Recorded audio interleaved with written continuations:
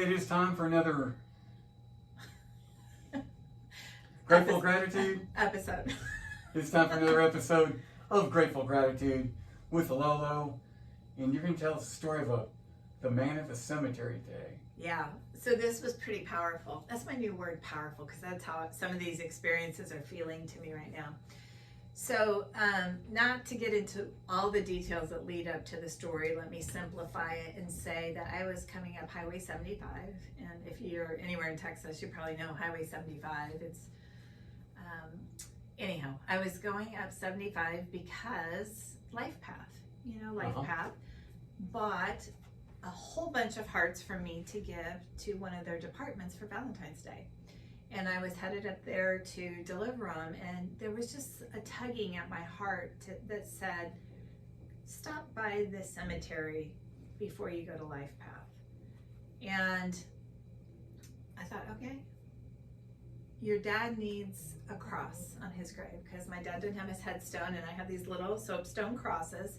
He's already got a heart in the flowers that are there, and I thought, okay, I feel so strongly I'm going to do this. So I went to my dad's grave, and as I pull up, I just kept feeling you don't put this cross on your dad's grave. Don't do that. Get out of the car. So I got out of the car. As I was walking to my dad's grave, I saw catty corner, 2 graves over, a man sitting in a chair by a grave. And I walked right past my dad's grave and over to him, and I said, I've seen you here pretty often. Can I give you this cross? And he stood up and he said, you don't know how amazing it is that you're giving me a cross today of all days. And I said, really? And he said, yes. He said, my wife, who passed away, had a ministry that she shared wooden crosses with people. And I just filled with delight. And I said, really? I said, I was going to put this on my dad's grave, but the Holy Spirit, of course, told me to come give it to you instead. And I interrupted whatever he was starting to say, and I said, my gosh, is that a rock on your wife's grave because of my hearts? And he said, yeah, the other thing she gave away were rocks. Mm-hmm. Did I tell you this story? No, but I know people who do this. And it says, turn it over. Yeah. And she would gift them to people, and it'd say it on both sides, and to turn it over to God. I go, don't go anywhere. Like, where did I think he was going to go? But don't go anywhere. Stay right there. And I went to my car, and I got him a gratitude heart. And I go, I give these rocks. And he said, I'm going to share with you something. You were meant to see me today, because it's my wife and my wedding anniversary. And with you having a rock and a cross, I know that God has sent you to say, wow, Linda's okay. I was so powerful. And so anyhow, so he gave me one of the rocks and one of the crosses. And of course he had one of my rocks and a cross. And I see him every now and then out there at the cemetery. And, so powerful. I mean, just to have everything so aligned like that. And I said, can I podcast and blog about this? Because I said, I want people to know how amazing this was, because here I am going to a cemetery grieving my dad, yet God put me in the path of someone who felt comfort. And I felt comfort with him because I thought, there's so many good people doing what I'm doing. Isn't it uplifting and strange at the same time, mm-hmm. how that works? For sure. How things and people can be put in front of you that absolutely change the course of your day, of your week, of your life. Yeah. I think everyone's experienced that. Some people recognize it better than others. Yeah. There are no coincidences. Yeah. And people want to say, isn't that a great coincidence? And no, that's God's hand. But you and I experience things like this. And I just want everyone to experience this and recognize what God is really doing every day in their life. And I know God knows I'm blonde, and sometimes he makes it real obvious for me, but it's so beautiful. If you're willing to see it, it's not, you don't even have to You don't have to look for it. No. You just have to be willing to see it. Smaller example for me, this happened like 2 months ago, right after Christmas. Okay. So yeah, 2 months ago. Yeah. I am very good friends with my pastor, and I went to church one Sunday, and I was there early, so I went to the bookstore, and Jack Graham has written dozens of books. Lots of books, yeah. And there was a book that he had written that I'd never seen before. How could that be? Yeah, it's, well, I think it came out while I was in my coma. Oh. In the book, Jack went through, Dr. Graham, is a prostate cancer Yes. survivor. Right. Do you call them survivors or patients or? I would say if he's in remission, he's a survivor. And I was friends with him during that whole ordeal that he was going through. Didn't have one clue what he was really going through.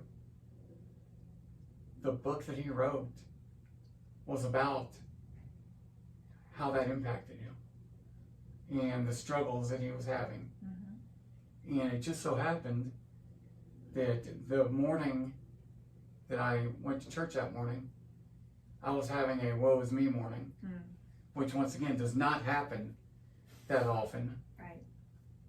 But that book was exactly what I needed. And I'd never heard of it. I obviously never seen it. And I go to that church bookstore maybe twice a year. Yeah. And it was put right in front of me. And I mean, when I say exactly what I needed at the time, I read the first 3 chapters in like half an hour. Yeah. Yeah. But yeah, I mean, once again, you don't have to go search for these signs or these.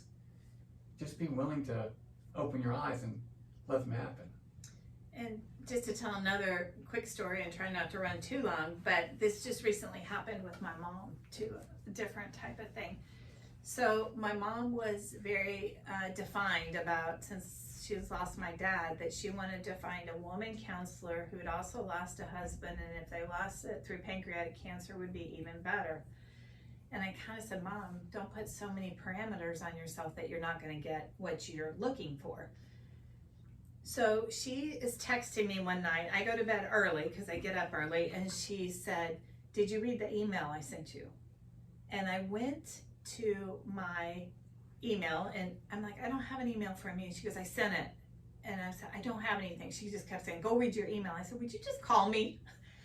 So she called me and she said, did you get that email? I said, no, just tell me, what is it? She goes, well, it was an article that I read in the Plano newspaper online, and I printed it off. There's a lady whose husband was a Methodist minister, which, you know, my grandfather was a Methodist minister, that lost her husband to pancreatic cancer, and she has grief support books. And Wow. She's going to be speaking in Plano in April, and I printed it off so that I could go listen to her talk. And I said, okay, what's her name? And she said, hey, Julie Yarborough.